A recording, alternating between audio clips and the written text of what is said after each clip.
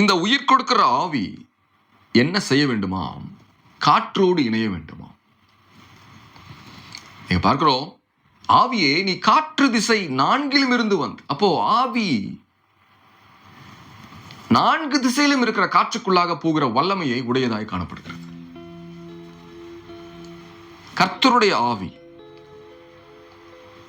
அந்த ஆவிக்கு திசைகளை ஆளுகிற வல்லமை உண்டு. எப்பொழுது அந்த காரியம் நடக்கும்? தீர்க்கதரிசிகள் தீர்க்க தரிசனம் பேசும்பொழுது அது நடக்கும்.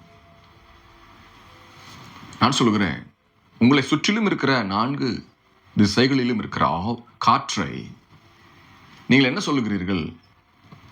ஆவியே. இந்த ஆவியே என்று நீங்கள் தியானிக்கும் பொழுது நீங்கள் பரிசுத்த ஆவியும் நினைக்க வேண்டாம், பொல்லாத ஆவியும் நினைக்க வேண்டாம். ஆவி என்று சொல்லுங்கள். கர்த்தர் அதை அங்கீகரிப்பார். தேவையான ஆவியை, அந்த காரியத்திற்கு தேவையான ஆவியை, அந்த நோக்கம் என்ன, அந்த நோக்கத்திற்கு தேவையான ஆவியை அவர் தருவார்.